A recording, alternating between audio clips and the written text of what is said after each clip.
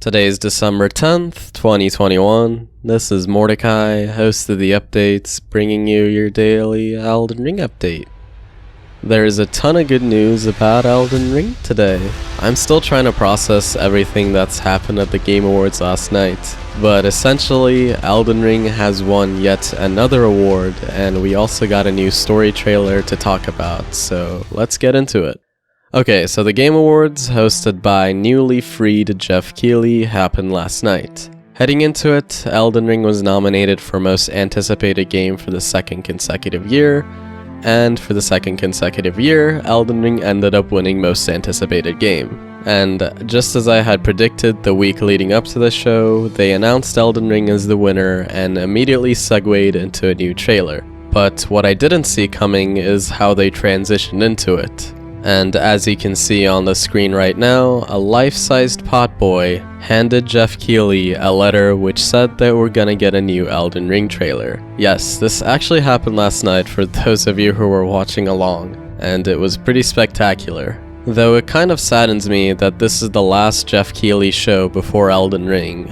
Well, not counting the rest of the trilogy, of course. But I would say that he has definitely earned himself a lot of get-out-of-jail free cards, and he shall never be put back into gamer prison for Elden Ring related reasons. Anyway, let's talk about the new story trailer, which kind of seems like the opening cinematic for the game when you first start a new playthrough. The trailer starts off with a multi-armed figure, who we'll talk about later, telling us that it all started a long time ago, signaling that we're gonna talk about the Pre-Shattering Era, as it transitions into a shaded forest, where on a night of wintry fog, the Rune of Death was stolen, as we see these Nazgul-like riders ominously traveling in the night, which, according to a Bandai Namco blog post, these riders are supposedly a flock of unknown assassins, and in a coetaneous attack, this foul covenant snuffed out the lives of many of Queen Marika's children, who we know as the 6 demigods throughout the lands between. And that's when each of them began to fall, starting with Godwyn the Golden, which was apparently the most devastating loss to Marika since it is her own son. Also, Godwyn being the Golden all but confirms that Godrick is indeed an imposter, as he tries to refer to himself as the king of all that is golden, when everyone else in the lands between calls him Godrick the Grafted. As we know, he didn't get enough attention as a child, so when he got his hands on a shard of the Elden Ring, he decided to go on a rampage and take everyone's limbs to graft it onto his own body. So does this mean that Godwyn was the original ruler of Stormveil Castle, since it is supposed to be a contested seat now that Godrick has overtaken it? Perhaps. Either way, it seems Godwyn is long dead now.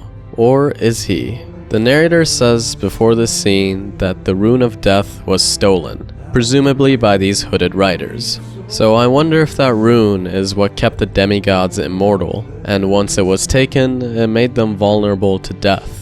Godwyn also resembles the blacksmith from the original trailer, with some noticeable differences that could come down to art style. But one thing's for sure, it seems like his body's become overtaken by some kind of poison after he falls. So maybe we'll end up fighting his corrupted version as a boss in the final game. Anyway, the narrator says that Queen Marika was driven to the brink, as the amount of attacks from these unknown assassins were too numerous and too scattered for her godly protection to save.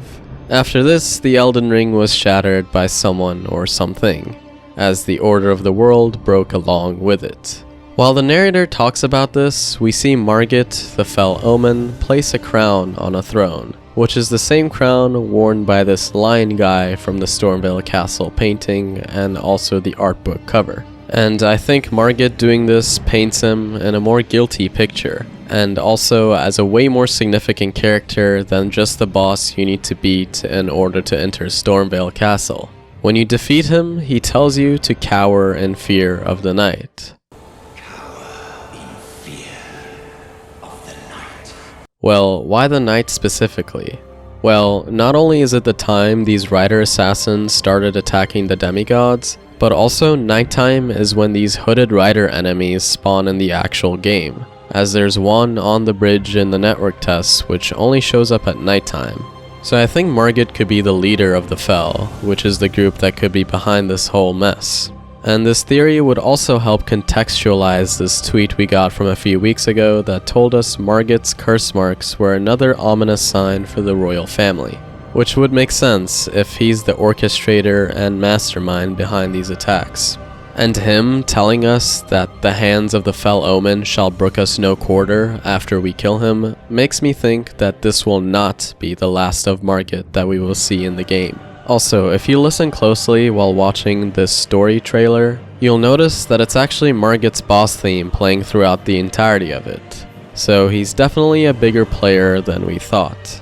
Anyway, all of these events eventually led to the Shattering War. An open, bitter war pitting blood against blood and kin against kin, as the cinematic pans into a shot of the Erdtree from a long time ago. The conflict broke a vast and prosperous empire into brittle fragments, as we see a gigantic army heading towards this wall, which I initially thought to be Stormveil, but upon further inspection, it's clear that it's the area way north. You can kinda spot the broken bridge here that we see in this video of the autumnal area, and given how close we are to the Erdtree, and judging by the leaked map, I think it's safe to say they're approaching the walls here surrounding the Erdtree way up north in the map. Though I think it's safe to assume that every kingdom went through something like this, as Stormveil Castle also has many holes on the side walls that showcase catapults and cannons shot at it. And speaking of, these gigantic weapons being shot at the army in this scene seem to be emitting some sort of green poison from them, which honestly looks pretty sick. But ultimately, no single side could find enough purchase to maintain a decisive victory, even when fueled by the power of a great rune.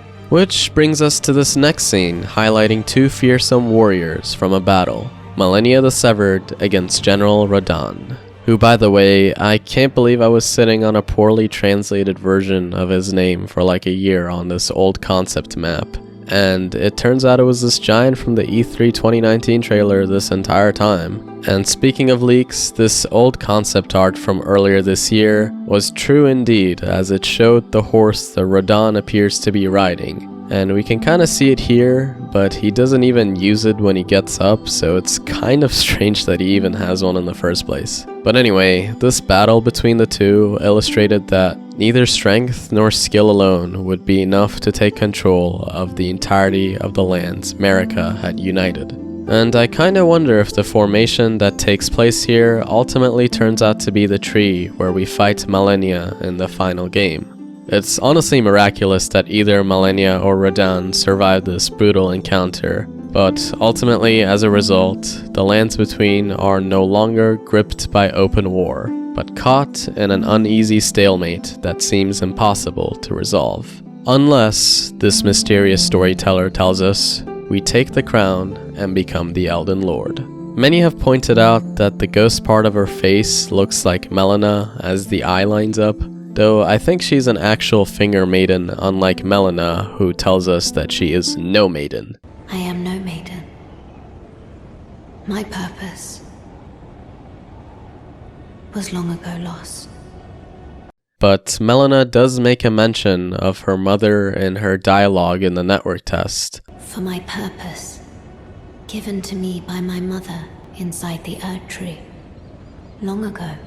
And also the item description for the jellyfish spirit summon mentions the lingering spirit of a young girl on an eternal search for her sister with whom she'd promised to see the stars. So perhaps this could be Melina's long-lost sister instead, but either way, the resemblance here is a bit uncanny. So yeah, those are my quick thoughts on the story trailer. I really hope we get more cinematics like this in the final game, as it highlights the amazing story Martin and Miyazaki have come up with together. Overall though, I genuinely cannot believe that I've been able to even talk about something like this. I mean, if you want some perspective on how far we've come as Elden Ring fans, go watch the daily update I posted exactly a year ago today, where I sounded completely dejected that Elden Ring was not at the 2020 Game Awards. And here we are, exactly a year later, with a ton of news, gameplay trailers, a network test, and only 77 days until the end of our journey together.